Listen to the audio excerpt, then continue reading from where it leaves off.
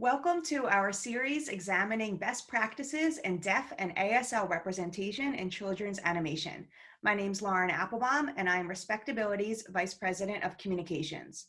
As an individual with an acquired non-visible disability, reflex sympathetic dystrophy, I have had the privilege, along with my colleague Tatiana Lee and our board member, Delbert Whetter, of consulting on a variety of projects, helping executives ensure that their representation is both authentic and avoids any pitfalls in the process.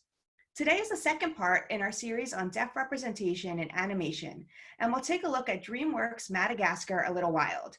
Yesterday, we looked at Disney Channel's Emmy Award nominated series, Big City Greens, and that is available via recording if you missed it. Both of these shows ensured authenticity by hiring a deaf-led team of ASL consultants. This conversation will include a clip from Madagascar a Little Wild, will last 1 hour, and have time for participant Q&A at the end. If you would like to view the ASL interpreter in a larger screen, you can pin her video, which will spotlight her video throughout the entire panel. However, I want to remind you that both Delbert and Jevon will be communicating via ASL as well. In addition, we have live captioning that is available in the Zoom app by clicking on the CC button or via web. We have posted that link in the chat box. We will be taking questions from you during the second half of the panel. Please add your questions to the Q&A box to do so. For today's webinar, we're highlighting this new series, Madagascar a Little Wild, which is available both on Hulu and Peacock TV. This series includes a deaf character who uses sign language, and his sister also signs. Chimpanzee siblings Dave and Pickles are really breaking barriers and are part of a movement changing the landscape of disability representation in children's television and streaming content. Dave and Pickles have a meaningful story arc throughout the entire series, and Dave is certainly not defined by his deafness.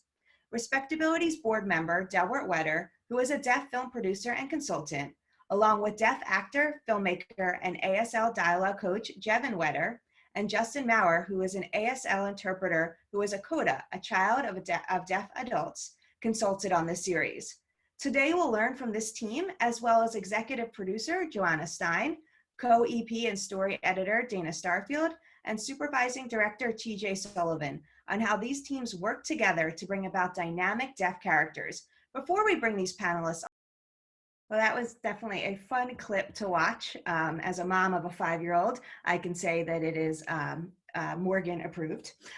So I'd like to invite all of our panelists to turn their video on, and we will have a conversation.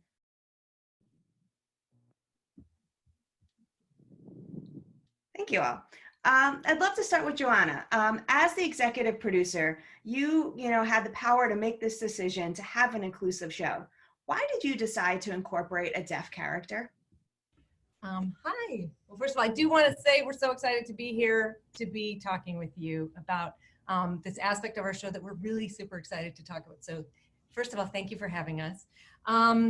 So I will say that working on an existing property like Madagascar, where there's a world of characters already baked in, presents challenges, but also this opportunity to grow the world and with new characters and new ideas. And from the start, when we talked about what we wanted the show to be about and the episodes to be about, we decided to shoot for the moon, and we wanted to explore all kinds of themes and ideas that would be enriching, not just for kids, but for families and, parents of kids who watch a lot of TV.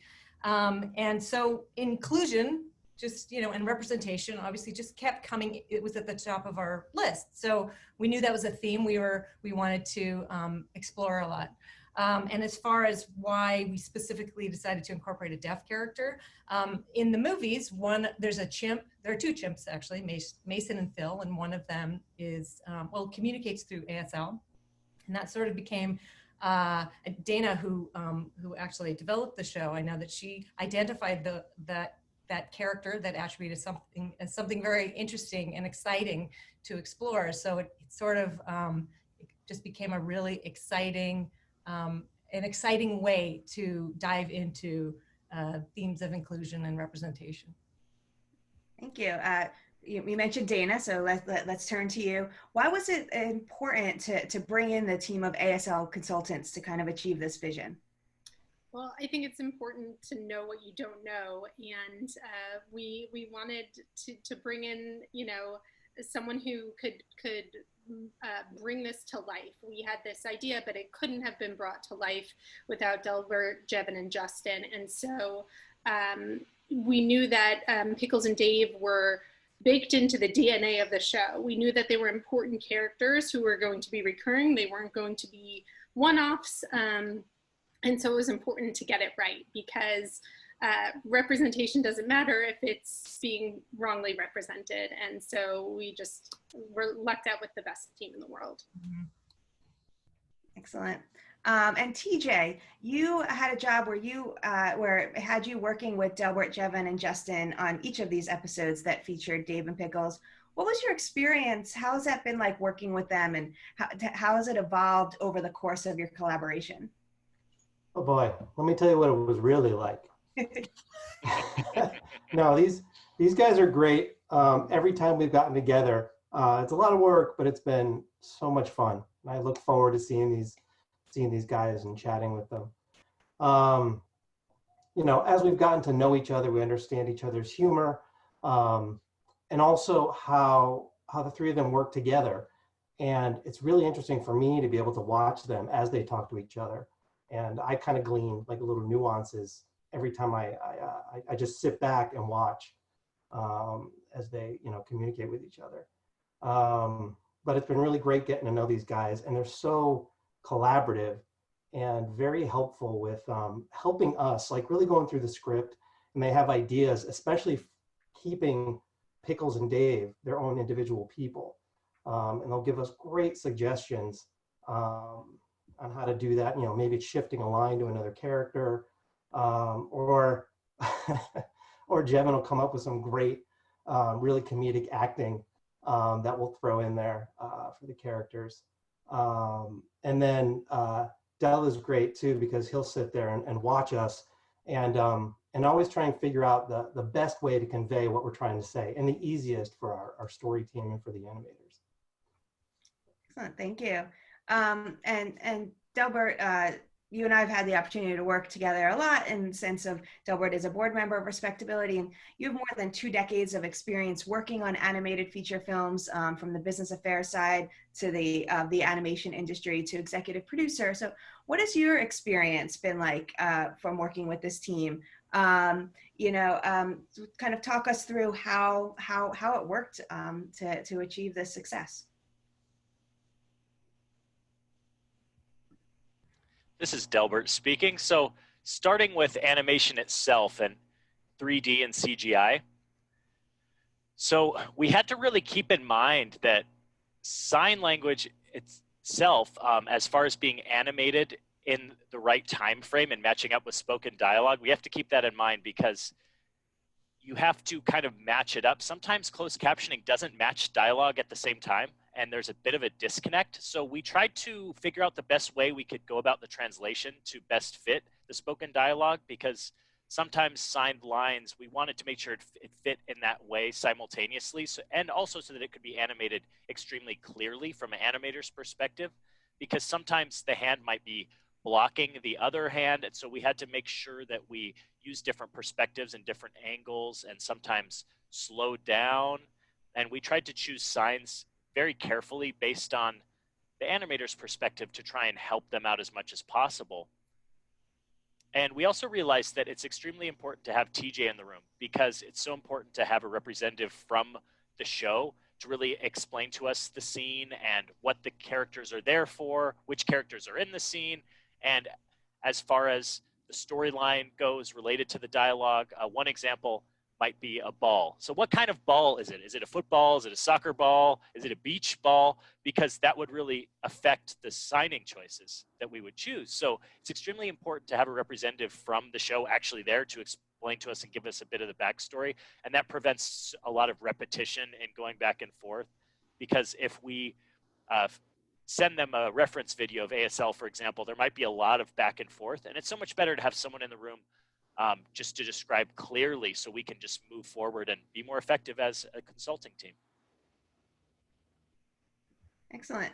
And one thing that I really liked was how you can really see the expression in Dave and Pickles' eyes when they're signing. Jevon, can you talk about some of the feedback that you and the team provided, specifically on eyebrows and facial expression, and why this aspect is so important? This is Jevon speaking. Absolutely.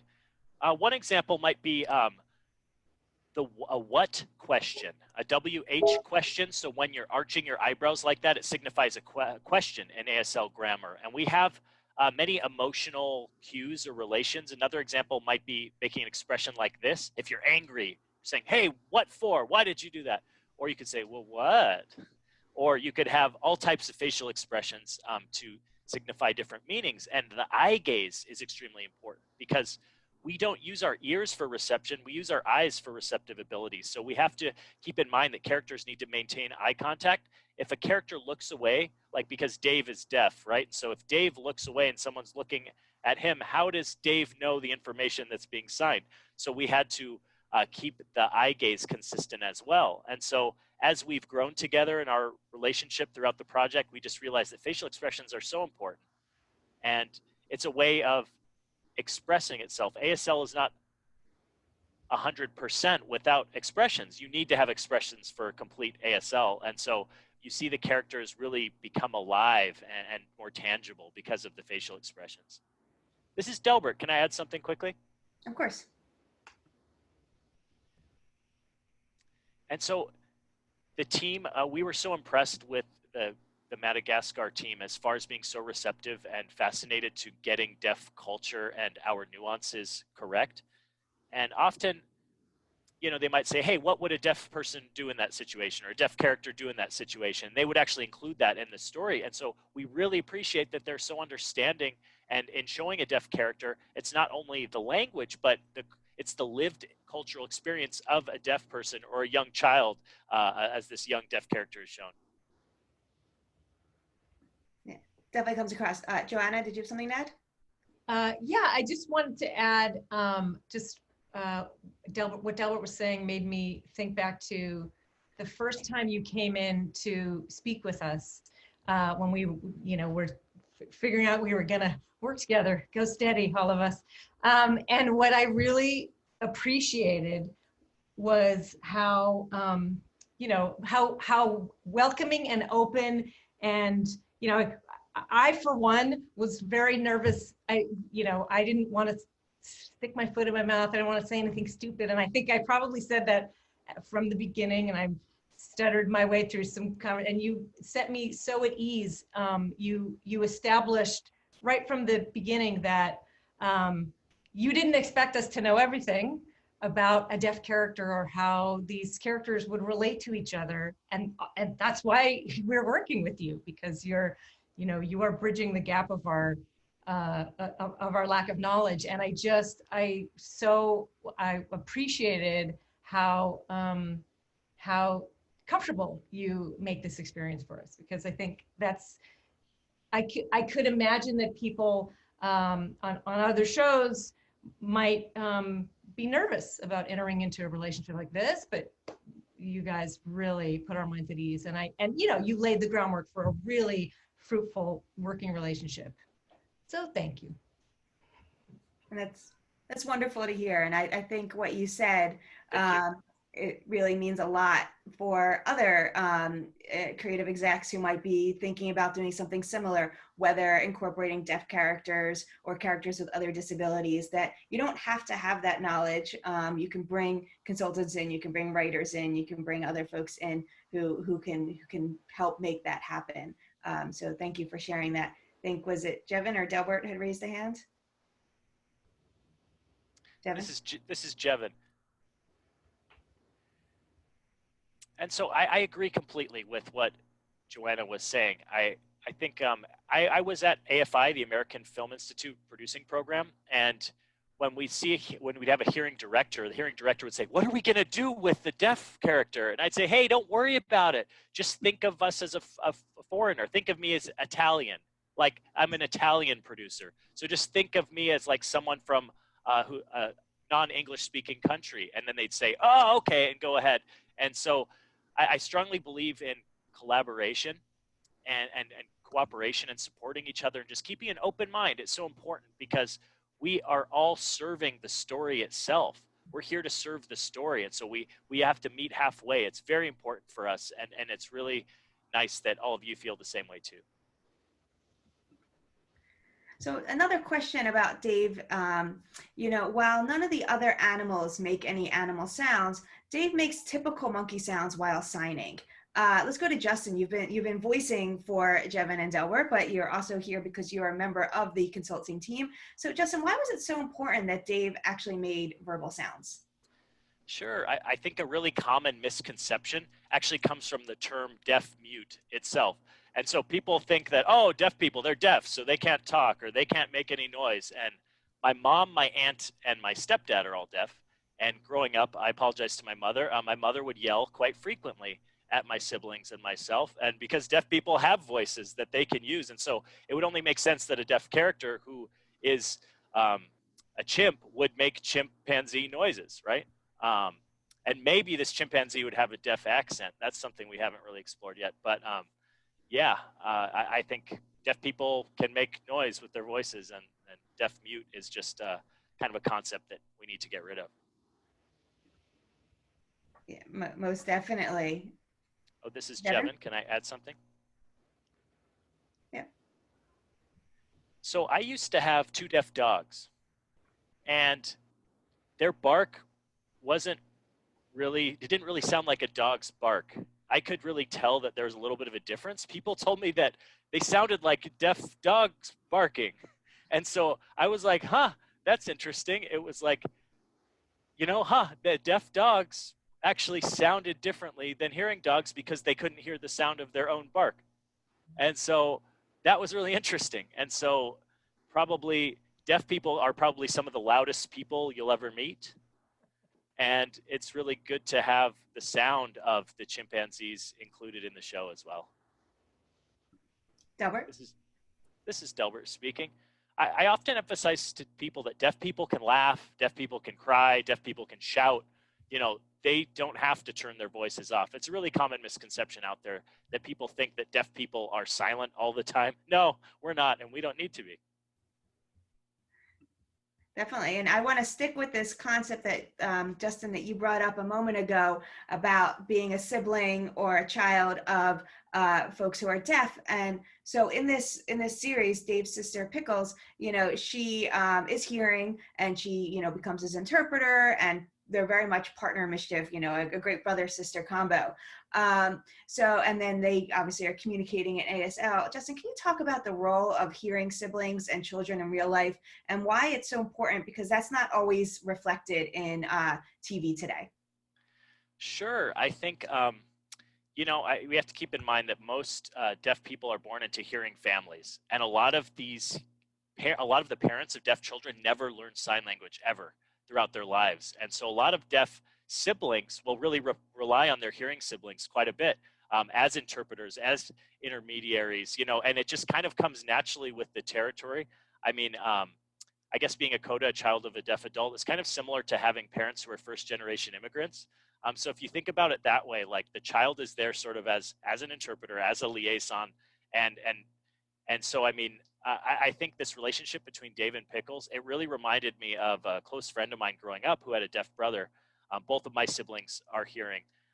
But how they interacted was like, you go to order an ice cream cone, or you go into a restaurant, or anything that a kid would do, and it was just automatic, the way that the siblings would just help each other out, and the way that the hearing sibling would just automatically interpret or automatically sign. And it's just something that when you grow up with, it's kind of automatic. And so I think it was important to us as a consulting team to really focus on that relationship between Dave and Pickles, because Pickles wouldn't want Dave to miss out on any information, and Pickles is just there to support Dave because obviously she cares about Dave, and Dave to Pickles, and so on. But they also argue like siblings do. So it was really fun to work on arguments in the show, and sometimes just as like background dialogue. It was some of my fondest memories were because typically in the room I will play Pickles and Jevon will play Dave. And so to come up with some improv arguments on the fly was just hilarious. And Jevon, with his decades of stage acting experience, he's just hilarious anyway. And so some of my fondest memories were trying to get that sibling rivalry right and get it so it felt like an authentic, I guess they call it a soda sibling of deaf adult. So an authentic soda deaf sibling relationship. And so it's been really fun. And I think that we really got it right. I mean, when I see it, it feels right, you know? And so it is extremely, it's authentic in the way it's being shown on screen. And TJ, I see you laughing a lot. So are there any particular moments that stand out from your work together? Anything that's really funny or amazing or exceptionally interesting that you want to talk about from the last period of time you've been working together? Yeah, it's funny because I think I know the moment you're talking about. And, you know, we really do get to a point where we really have this brother and sister relationship with them, to the point where we'll let them argue on their own for a while. Like, it's just them going back and forth. We don't need our kids and, you know, trying to understand what's going on. It's brother and sister that are arguing. So we have come up with stuff, and the guys have worked together on, like, all right, what would we argue about here? And it was this back and forth, and they came with great suggestions, and it's all going to play in the background. And, you know, whoever, you know, people will see it and be like, what's going on over there? Yeah, it was really fun. One of the other things I was trying to say before is, as we're going through the lines, you know, and Jevon and Justin are acting everything out, Del just sits and watches them. And after we're done, there's a moment of hesitation, and we'll know, like, on Del's face, and we'll know, like, we got to do it again. I know we got to do it again, because there was something that either we could make clearer or easier. But it's fun watching his face to see if we actually got the take. And one of the other things it's been great working with this team. It's been, for myself, to get a really great understanding. And Jevon touched on this a little bit before, is how we're staging these characters. You know, they need to be able to see each other when they're speaking, which means that our board artists have to figure out a way to stage them so that they can be looking at each other. One of the things that we also learn, though, is if they're not, how do they get their attention? You know, so discussing that with the team was great to understand too. But yeah, it informs everything, how we set up our scenes, and then in the back of our heads, always being conscious of you know, making sure these characters can see each other and talk to each other. Johanna? Yeah, I just wanted to add an additional shout out. As much as this team is informing how the characters communicate with each other and their relationship with each other, they're informing the characters of the characters, the personalities of the characters. And, you know, when we watch the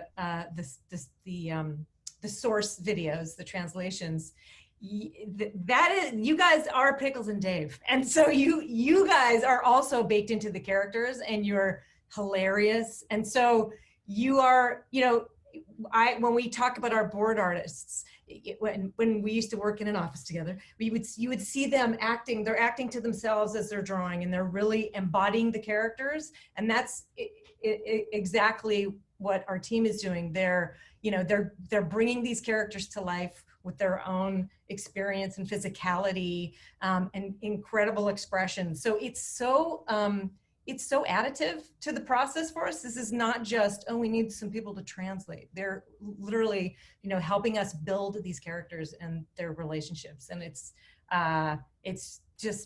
really fun. It's really fun to see. So creatively, you guys are as much a part of the team as any other creative artist on our show. That's what I want to say. Beauty. I want to add to that too. One thing I was thinking of as Johanna was saying that was, you know, it's fun to see them come up with, suddenly we'll run across something in a script where our character has to be upside down or holding something. And I'm thinking, like, oh, you're right. How are they going to be able to sign while holding this? And then one of the guys will come up with, you know, Jevon will be like, well, what if I use my feet? And we're like, oh, wait a minute, they can use their feet. Or how do I do this upside down? And there was one time we were actually trying to, like, should I be upside down? I'm like, no, we can just flip the video. But yeah, so I think you guys had come up with, you know, let's use their feet more. So we can also communicate that way, which was a fun discovery. lots of fun. Oh, Dana? I was just going to add to that. I remember when y'all had a great idea for an episode where Pickles and Dave were going to be viewing Gloria while she was underwater. And he brought up this great idea that they can use their feet and sign underwater. And it was just such a creative thing that we didn't even think about, that you know, ideas like that can really add so much to the episode and bring about new story points and ways of approaching things, which is just awesome. Yeah, utilizing ASL really gives you so many other creative storylines that you can do, and you're only going to know that by bringing in folks who are deaf and use ASL who can share that with you. So one thing that that is vitally important to point out is that Dave and Pickles, while not the main characters, they're in nearly every episode, if not every episode. Like, why is it important that they're included in multiple episodes? Dana, do you want to take that? Yeah, I mean, well, first of all, in the development of the show, Dave and Pickles were always, I think I mentioned before, they were built into the DNA of the show. So they serve, you know, when you make a series like this where you want to have something that is exciting and new and yet predictable that you can do over and over and over for a million episodes. You want to figure out what is the DNA, and they're part of the DNA, and they serve as agents of chaos. We have our Madagascar, such a series that's filled with, you know, slapstick humor and so much comedy and kind of a bit of wackiness to it. And what's nice about Pickles and Dave is they create an obstacle every single episode. So things aren't easy. And you know, one of the things of, you know, in writing a series, whether it's a preschool series or an adult series, you want to beat up your characters a little, and they help us do that. Pickles and Dave create this, I'm from Jersey, so tolls, getting into the city, I associate with tolls. So having them charge for the tunnels just seemed like a natural solution. But yeah, they brought so much to the episode, and TJ and Johanna said it right. They are Pickles and Dave, and so it's important because, you know, obviously from an inclusion standpoint, New York City is a place where you associate with so many different types of people from all walks of life. People come over from all over the world to move to New York City. And our series is our version of New York City. And we wanted it to represent what we believe that world looks like, and what that world looks like to the kids watching and everything, and adults watching. But so from an inclusion and representation standpoint, it's great because, of course, like there was never a thought, you know, you sometimes see, you know, there was never a thought that these were going to be tokenized characters. These were characters who were fun, who needed to be in every episode, and so they are. Yeah, I think that is such an important point, that if you were to take these characters out, there will be plot holes, and how they really serve a vital plot function in each of the episodes, and that is definitely to be applauded. Delbert. This is Delbert. I'd like to add something. So what I really love about Dave and Pickles is in that universe, without the two of them, you know, the rest of the little wild cast could not escape to go on their adventures. So there would be no story. And so they have to go through Dave and Pickles to have their adventures. And so the two of them communicate differently than the rest of the characters. So it forces them to be creative and gesture and do various things. You know, children can use more way of communication and more ways of connecting with people who might communicate differently than them. And this show is obviously aimed for children, although parents, myself included, have enjoyed it as well. So Jevon, you've had decades of experience really working working with children's content, you know, acting, teaching, etc. What considerations did you bring to the table in terms of knowing that this was aimed for children? This is Jevon speaking. So After I graduated from college, I was offered a job performing with the National Theater of the Deaf. And later on, when I moved to California, I became involved in several productions at Deaf West Theater. And at that time, when I moved to California, I became a drama teacher at California School for the Deaf, Riverside. And I was teaching there, and I was involved with quite a few children's storytelling projects in sign language. And it was really interesting, that translating process, to try and avoid complex ASL signs, just trying to keep it simple and easy for children to understand, because the children are your target audience, right? And it's extremely important that they get the story. And so children tend to have a short attention span, right? And so if you tell them a story, they might get extremely distracted after about 20 minutes. You know, this is very young children I'm talking about. It's important to be very expressive to keep them engaged. So I applied my personal experience, you know, to think about what's a way that we can have ideas for our team to look at an idea and the pros and cons, and offer different methods or different techniques that we could choose from, instead of just doing the same thing every single time, because often we're able to make a lot of modifications and adjust certain ideas. And it's really important for the target audience, who are children themselves, to really enjoy it and to get it. One thing I've noticed is that people who are involved with children's media are particularly forward-thinking when it comes to all types of inclusion, more so than kind of any other genre. Johanna or Dana or TJ, whoever wants to take it, what about this genre really makes it so effective in telling these stories? It's interesting because I you know, as we talk about all these ideas of representation, you know, I find myself saying the word responsibility, but that's actually not right, because what I really do feel is it's an opportunity, because, you know, I'm a parent. I don't think I have to be a parent to work in children's TV, but maybe I get, you know, I've got a little more insight into the types of programming that I want my kid to watch. You know, I want her to be entertained. She wants to be entertained, but I really would love it if she could get a little sweet medicine in there, some really positive values. So just going back to when we were starting this show, talking about what do we aspire to do with this show? We know we want it to be fun and wacky, and the Madagascar universe offers a lot of that. But because it's for kids, there's that added opportunity to talk about, like, wow, this is a young audience. We want to give them something really, we want to give them some positive ideas and themes and values. We don't want to jam anything down their throats, but we do, you know, we want to give them some positive values to chew on. And I don't know that I think about that when I'm writing for grownups for some reason. Maybe people should think about that. But I think there's a real awareness that these are young, impressionable humans, and we want to do right by them. You know, we want to be positive forces of creativity and chaos. Dana? Yeah, to what Johanna was saying, I mean, I think you think of children and you always, just like you want to leave a better future to the children, and you want, you know, every generation wants the best for their children.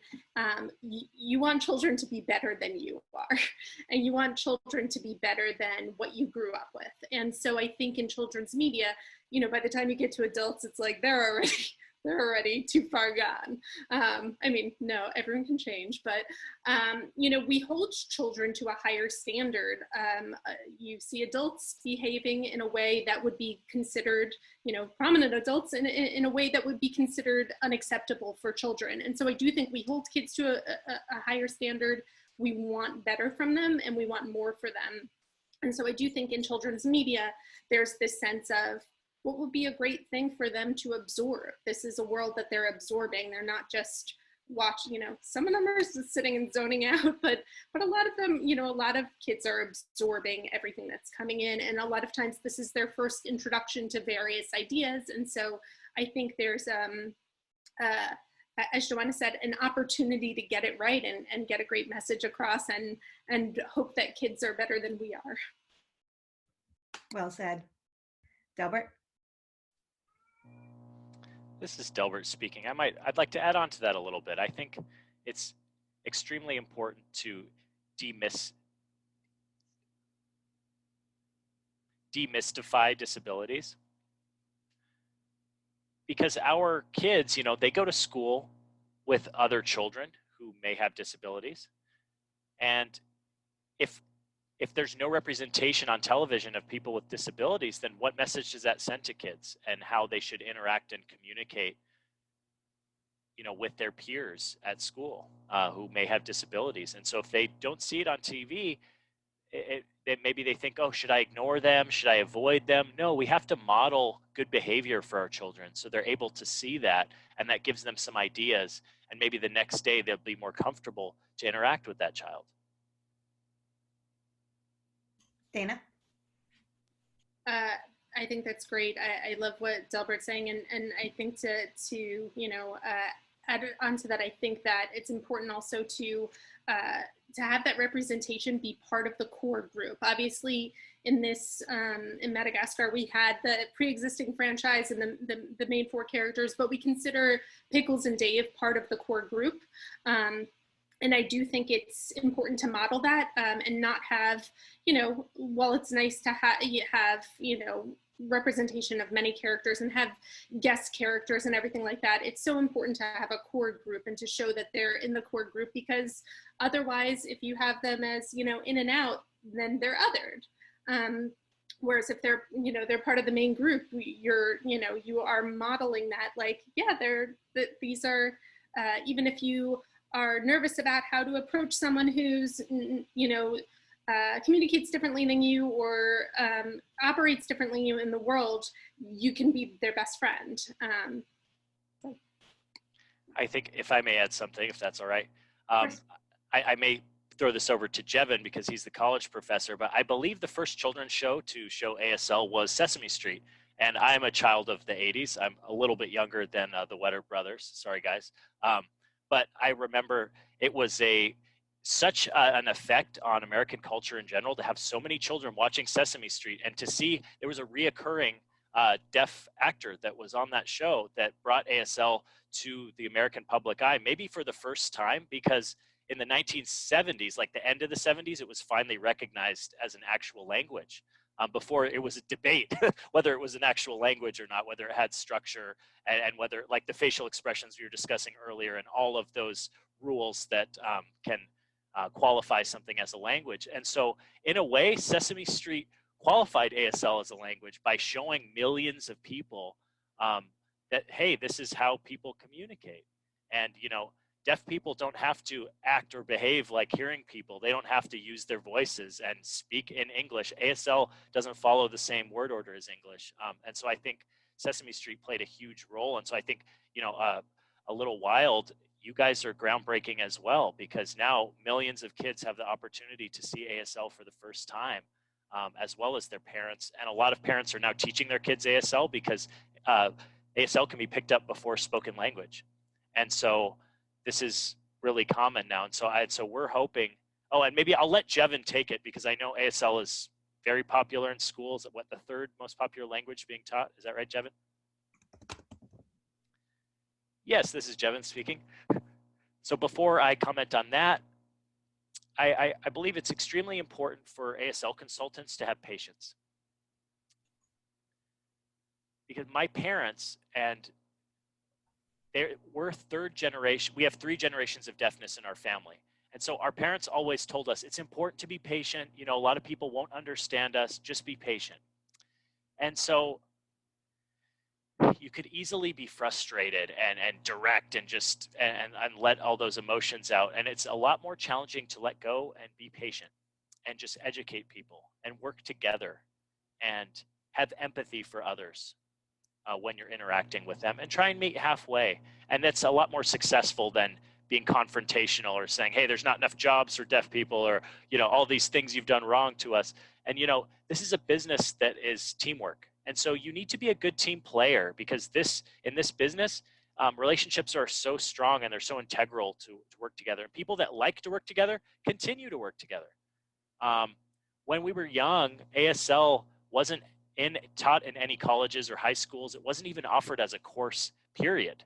The only way you would learn it is through deaf family or friends or at a school for the deaf, and that's it. And now ASL is the third most popular language being taught in schools in America. And so German is now taking a back seat to fourth place. And Spanish and French are up there, but ASL is number 3 right now. And so there's more awareness as far as there's a lot of disabled people who have a lot to offer. Not only deaf people, but disabled people in general have a lot to offer. And so it's really an amazing time because more people have opened their hearts and opened their minds. And it's just really a great time for us today. And we're really grateful to this team for that. So I want to open up if people have questions. So if folks in the audience, would like to ask a question, you can do so by submitting it in the Q&A box on this platform. For friends watching on Facebook, the comments are being moderated and questions will be shared with us on Zoom as well. Same thing if you are on Twitter, you can tweet a question and that will be shot over to me as well. So we have a few questions here that are coming in already, and I have a few others as well. So we have one question about what happens when it goes international. So if this show is broadcast worldwide, is the sign language being animated? Will you consider doing any other different sign languages, or will it be an ASL all over the world?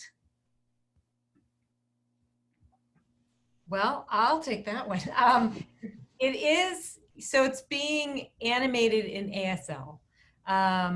We don't have, at the moment, we don't have a secret store of other visual languages. What is another counterpart to ASL internationally? I don't even know.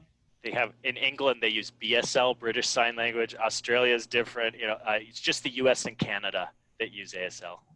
So currently we don't, and given the timetable of animation, it takes a long time. It takes more than a year to make an episode. So, but that's actually, I'll just say we haven't really considered that yet. Yes, please, Jevon.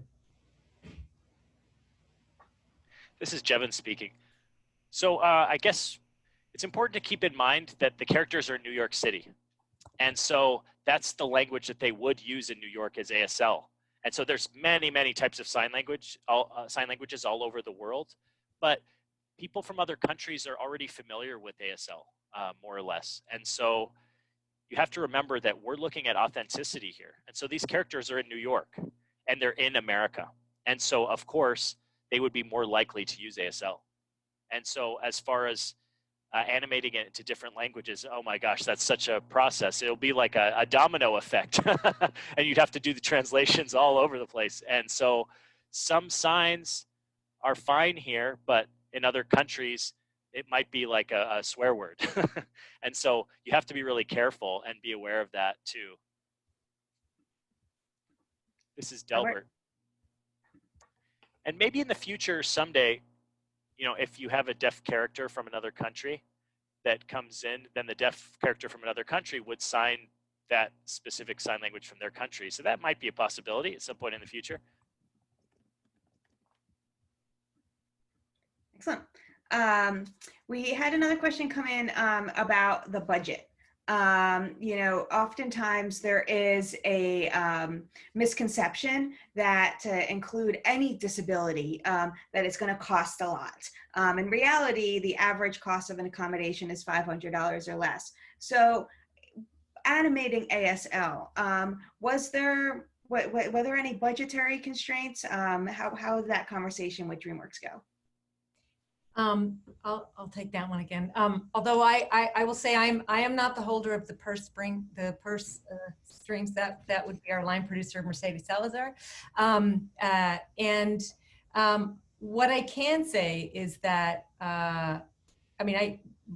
from what I know of the budget, this is not an issue whatsoever. But more importantly, when we approached DreamWorks about working with this team, there was no hesitation. I mean, there was almost the opposite of hesitation in that, you know, they were sort of chomping at the bit, like, when are you, you know, who are you going to be working with? We're very excited to see this come together in the most responsible way. So I would just encourage anyone who's, you know, who wants to do something like this to talk to your studios and producers. I think that people are beyond willing to incorporate consultants. And as far as budgetary concerns on the boarding and animation side, no, it's negligible. You know, there's no difference. These are characters moving their bodies. It doesn't add any more animation to move a hand. So yeah, I mean, I've been just incredibly heartened at our studios, and they didn't pay me to say this. I'm just saying DreamWorks has been kind of a dream to work with, as far as involving and incorporating consultants. It's so important what you said, that it was negligible cost, because as I mentioned, it's often this misconception that incorporating any sort of disability inclusion will make the cost rise. So thank you for being able to point that out. We have a question that I'm going to answer, but it came in asking specifically about audio description for blind audiences. So Madagascar, and if anyone else wants to add on, please do. But Madagascar A Little Wild is offered on both Hulu and Peacock TV. Both of those platforms offer audio description. And so pretty much every streaming platform, not all, but pretty much every streaming platform now has the ability for you to go in and watch it with captions, watch it with audio description. You can kind of pick all those different things and kind of set it up. So anytime you go on, now granted, some older content that is brought on to streaming platforms may not have audio description yet, but I know that most platforms are working on that. So I don't know if the person who asked the question has had any more follow-up for that, but I just want to say that it's usually on the platforms that you will be able to have audio described versions. Did anyone want to add anything to that? Okay. Question if you had any deaf animators involved, and if not, have you thought about bringing deaf animators in the future? Great question. I actually don't know. We'd have to check with our animation team. I mean, certainly, if we don't, I mean, we'd definitely be open to it. That'd be a unique perspective from an animator's point of view. But not as far as I know, but it's worth we can look into. So an interesting question to Delbert and Jevon. Did either of you have any hesitation to join this team as a consultant?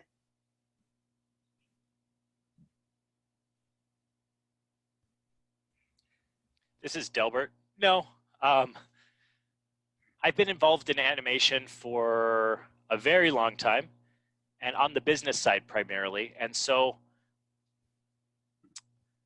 I really feel that I was made for this moment, you know, and I really understand the animation process very well, you know, through and through. So to jump in and join this team, I really knew exactly what to expect. And so as far as needing to review storyboards or animatics, and that is just, I really get that the streamlined approach to animation. And so when Jevon and Justin joined the team, and it was the three of us, Jevon has so many years of experience teaching and performing, and his knowledge of ASL. He's very fluent at translating dialogue. And Justin's perspective as a hearing person who has lived with deaf members of his family and works as an interpreter, the three of us as a team really were a great fit, and we really worked out well, and I thought we were a perfect fit for this job. This is Jevon. No, there was no difficulty. There was no struggle. I mean, I feel like it flowed so well and so smoothly, and that we were all going back and forth and really collaborating like a team. And so it was just a great experience. And I wouldn't really want anything less. I'm completely satisfied with how this is all the process has gone. It's really important to just be open. Communication is key, and good things are successful. That's just how it works. And this is Delbert, if I might add one more thing. We're so glad that this team has been open to evolving and growing, and the characters and the storyline are evolving and growing. And so what you see now, just wait, and there's more coming, and there's more exciting stories coming up that you'll see moving forward. So on that note, what's next for Dave and Pickles? What can anyone preview for us? Oh. Dana? Yeah. More chaos, more trouble. They're just a ton of trouble in the best possible way. So just like all the characters are developing and sort of coming into their own throughout the series, I think you'll see more of that fun and some elevated chaos from Dave and Pickles. Excellent. I'd love to kind of hear from specifically Dana, Johanna, and or TJ. What message would you like to send to other producers, writers, directors about creating stories with characters with disabilities? Well, specifically, this being an animated show, we are creating the world from the ground up. So again, I want to just talk about the word opportunity. You have an opportunity to create everybody, to build everybody, and to just represent, whether it's New York City or the world, in all of its beautifully diverse glory. So it's an opportunity to just be not just more representational, but incredibly creative. So, I think reaching out to consultants like our incredible super team is a great place to start, because, and as Dana said, we don't know what we don't know. So I think I would just encourage people to dive into what will the studio pay for? What kind of consultants, who can we work with to help expand our own knowledge base so that we can represent, we can just represent the world as it really is, not as, through this tiny, narrow scope. Dana? Yeah, everything Johanna said, plus I'd love to add that, in thinking about the characters, think about that, and there's animation, you can have the world, and there's also sometimes some challenges in animation, but the one thing that's really easy to do is, from a story point of view, think about your characters in a way, a three-dimensional way that is not that you would approach any other character, and so you have such an opportunity to create memorable characters and ones that are not like any other character that you've ever seen, and so to lean into that is such an easy thing to do, and it's also a great way to, especially in children's animation, it's you're reaching your hand out, and how many people you're reaching out, how many kids, it expands a millionfold when you have more inclusion and representation in there. Just, you have the opportunity to create a wider audience, and an audience that sees themselves reflected, and also an audience who sees characters who they might not have seen represented before. We have a bunch more questions. We're not going to be able to get to everything, but what I'll be able to do is kind of pull some and reply to folks via email afterwards as well.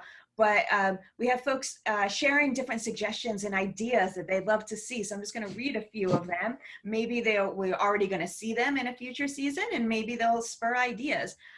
Questions like, will other deaf characters from other zoos visit these characters? Will there be an opportunity for deaf children to sign with Pickles and Dave? Will there ever be an episode where Pickles teaches other animals ASL so they can communicate together? So I think people are very excited by the prospect that future Dave and Pickles can bring. Well, I wanted to just, as we're coming towards the end of time, I wanted to just give, if anyone had any other thoughts that they wanted to share that they didn't get a chance to do so yet. Sure.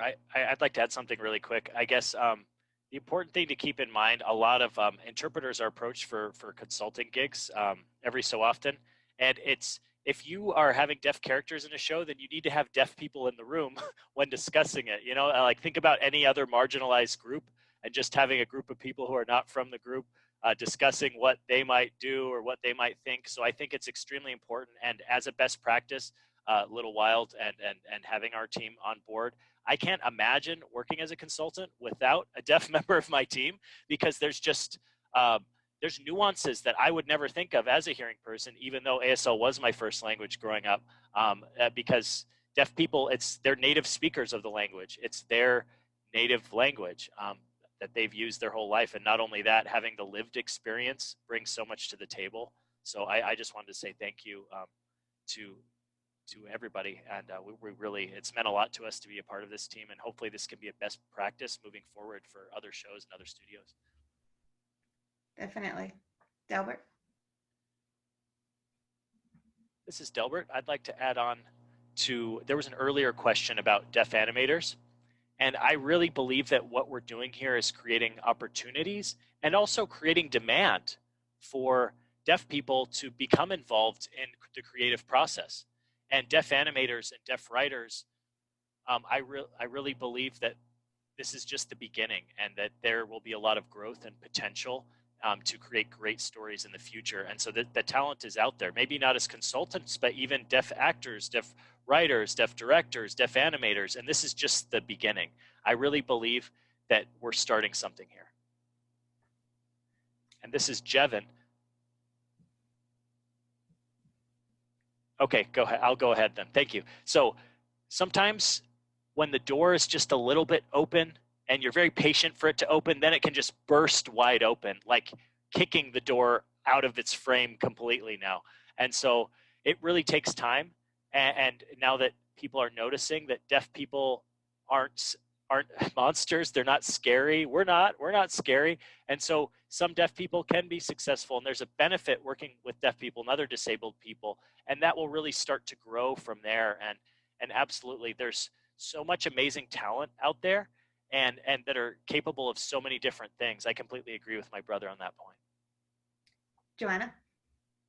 I wanted to say, I just noticed in the chat that our exec Pete Casielbo said that we would love to meet any deaf animators out there, which we would, storyboard artists, actors. We really are wide open. You know, we have a great recruiting department at DreamWorks.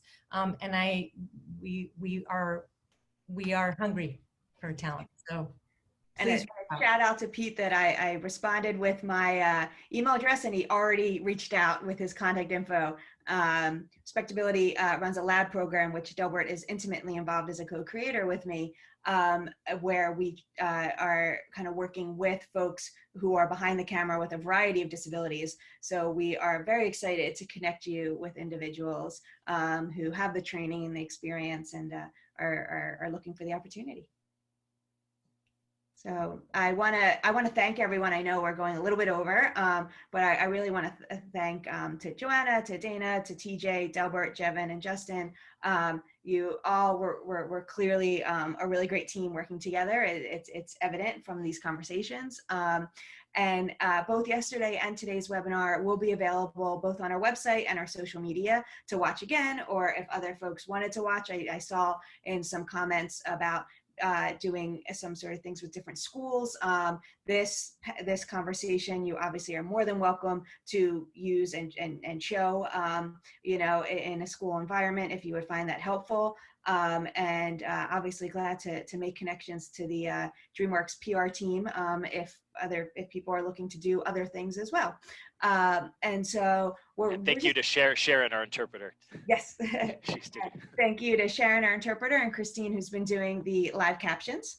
So very much appreciate all of that. Our goal is to be as accessible to as many people as possible. And we always welcome other accommodation requests. So if you were looking to do something and it wasn't as accommodating as it could be, or you know of other people who are needing something else, please reach out because we're definitely open to that. Delbert, did you want to add something?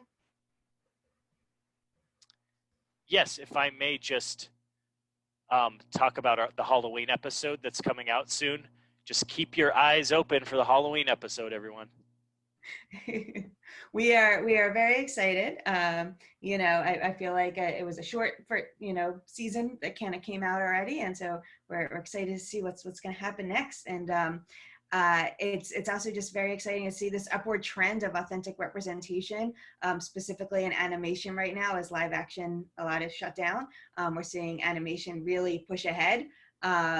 I can tell you that the RespectAbility team has been involved with 14 different consultations just in the past 2.5 weeks on animation projects that include some disability.